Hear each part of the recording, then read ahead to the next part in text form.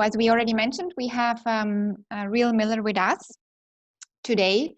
And Dr. Riel Miller is one of the world's leading authorities on the theory and practice of using the future to change what people see and do. He's recognized as an innovative and globally experienced project initiator, designer, and manager. He's widely published in academic journals and other media on a range of topics, from the future of the internet to transforming strategic processes. He's an accomplished keynote speaker and facilitator.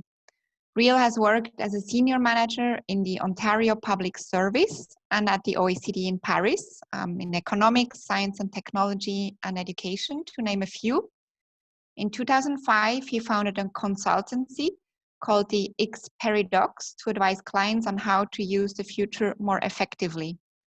In 2012, he was appointed head of foresight at UNESCO, and he has been focusing specifically on the dissemination of futures literacy throughout the UN system and worldwide ever since. Thank you very much, Riel, for being here today with us. And without any further ado, the floor is yours.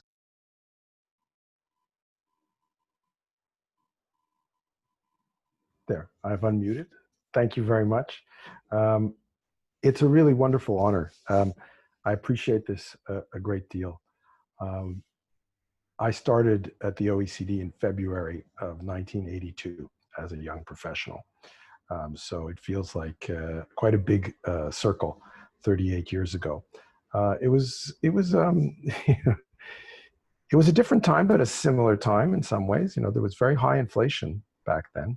I arrived just at the moment when a number of very senior economists who were at WP3, Working Party 3, behind very closed doors, were explaining to the senior bureaucrats in the French civil service that the Mitterrand government was going to be knocked down a peg or two because their policies were not considered acceptable by the UK, the US, Germany, Japan.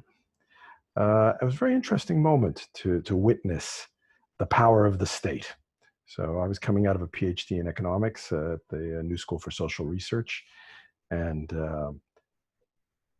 I was keen to examine up close the question of how the state plays a role in the reproduction of social relations.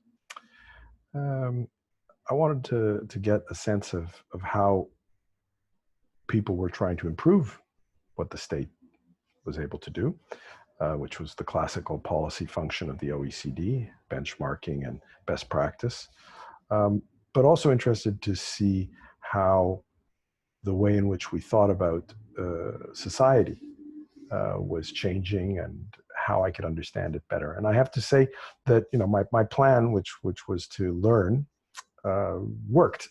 Because I started to really dive into a lot of fascinating topics. I worked on two big studies. One was on the future of government, and the other was on price dynamics and industrial structure. They were fantastic projects. They helped me do my PhD. I wrote my PhD.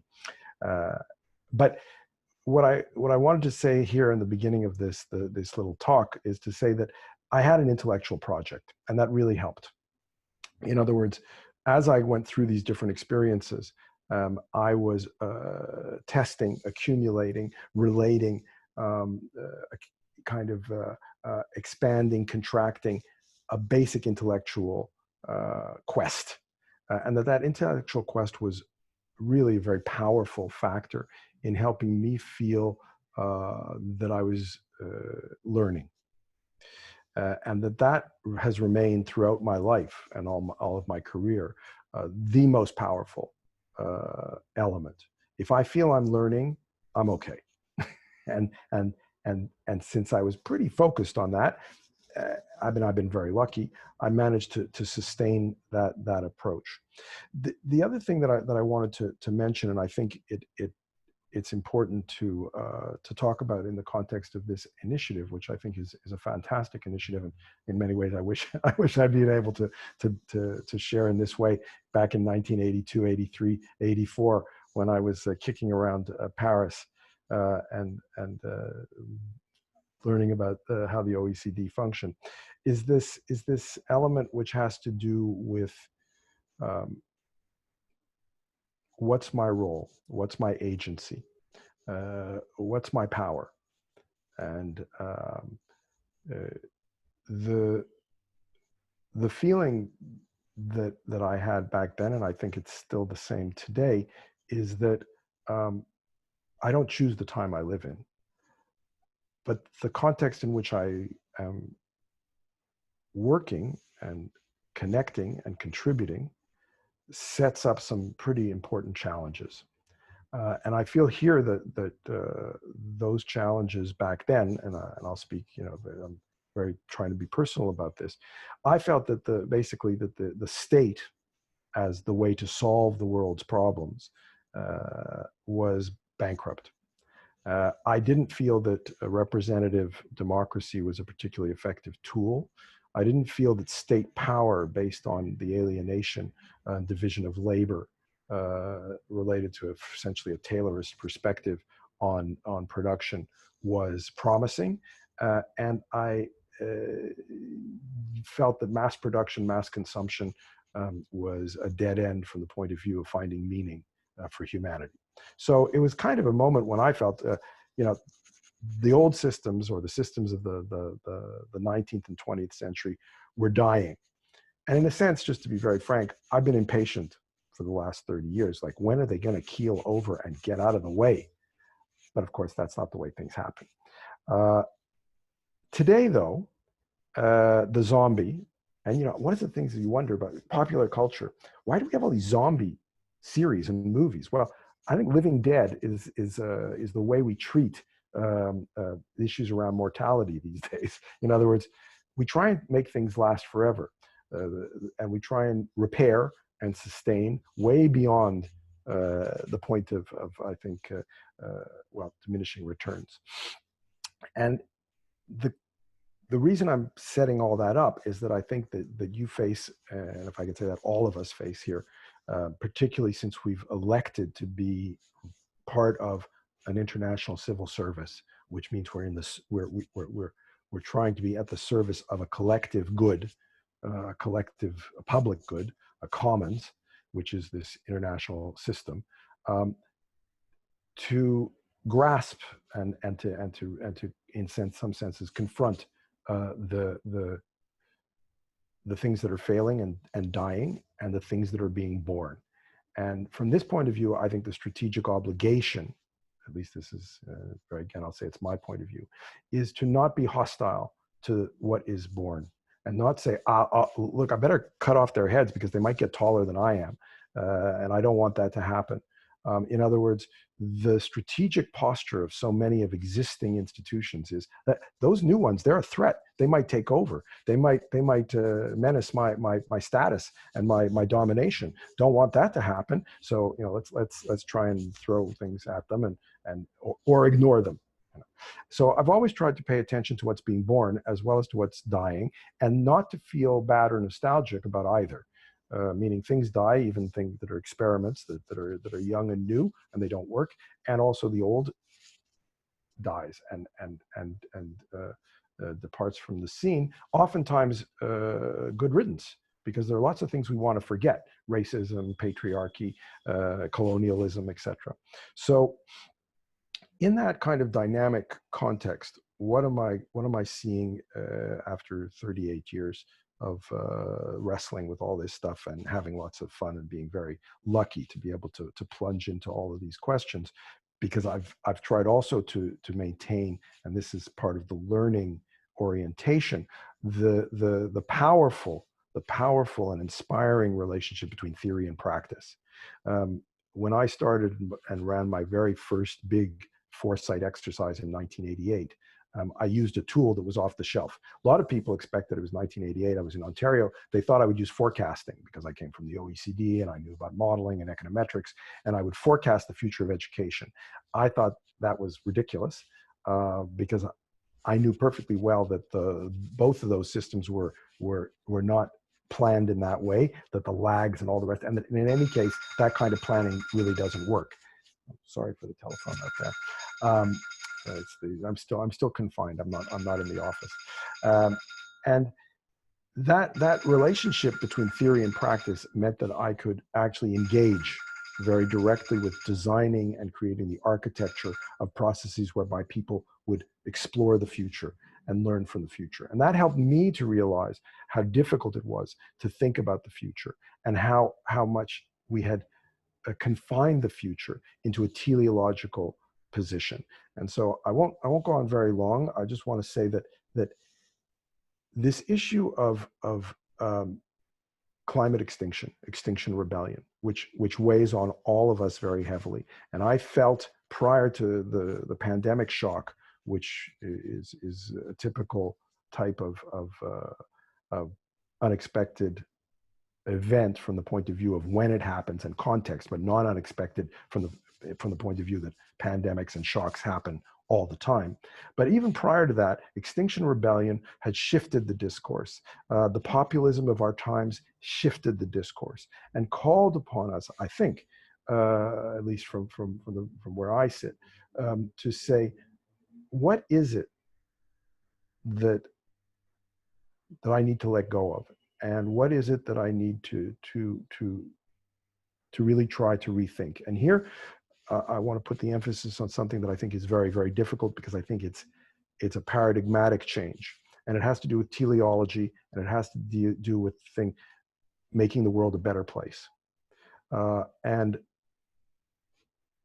I believe fundamentally that if we cannot diversify the way we think about the future, the reasons we think about the future, and I'll use a very caricatured version of this, is that the future, even in strategic scenarios and scenario planning, and is really about buying winning lottery tickets. Well, buy a lot of tickets, make a lot of scenarios, and you'll have lots of tickets, and one of them will win, right? I mean, that's the idea. So you want to win in the future. This idea that we should win in the future, that we should succeed, that we should colonize tomorrow with today's ideas, seems to me to be fundamentally flawed. Not only does it alienate us in a profound way from the mystery and the beauty and the emergence of complexity. It turned complexity and uncertainty into an enemy, which is ridiculous, because the only certainty is uncertainty. So it's a completely cognitively stupid position to be in, to set yourself up for disappointment and to flail against something which you will never beat. So that's on the one side. And on the other side is that despite the fact that we have to make bets, is that do we make bets where we want to be right? And here, I think it's a crucial issue for the UN systems, for the SDGs, for the OECD, is that we have been part and parcel of baking in fragility. In other words, it's an incremental, it's not a strategic reflection. It's that day by day, in order to be right, you build pyramids. What do I mean? If you're a civil servant, if you're a policymaker, if you're advising government leaders, and they say to you, well, what's going to work next year? What's going to work the year after? What's going to be the good results-based approach to this? Ex ante outcomes. You're going to have to say, well, if I build a big pyramid, 5,000 years later, it's still going to be there. Wow. Okay, so concrete turns out to be a really good way to be right about the future. And that creates path dependency. It mitigates against agility, and it allows us to create monoculture systems like the current system of globalization, where tourism and travel and supply chains were arrogant and were not diversified and were not created on the basis of understanding a much more humble position that, guess what, we live as part of a world where viruses are life. So that's kind of, I guess, a quick overview of how things sit. It means, on the one hand, I guess, that there's no laurels to sit on here.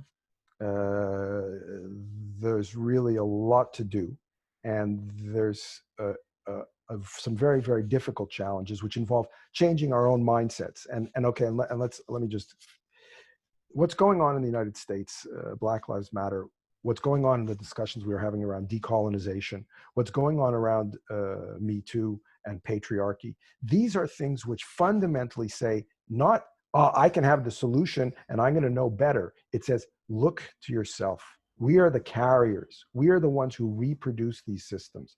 We are the ones that need to be able to understand how so many of our thoughts are shaped by the other, and shaped by the other who has been oppressor, and how we are the perpetuators of power because we produce it in our everyday acts. And so the invitation here and the gift is to live our values in the present in a way that's open to complexity and in some senses abandons fundamentally some of the key propositions of progress, modernity, and the Enlightenment, but without, in my view, abandoning the desire to appreciate difference and to find some way in human thinking to create the capacity to appreciate difference. And of course, I'd be remiss to say, and not to say, that I believe futures literacy, which is a capability, is one of the key ingredients for this. Because changing our relationship to the future, which is so fundamental in the way we see the world, is one of the enabling factors, the competencies that can allow us, I think, to kind of, well, to have fun with our own times. So thank you very much. That's my little introduction here.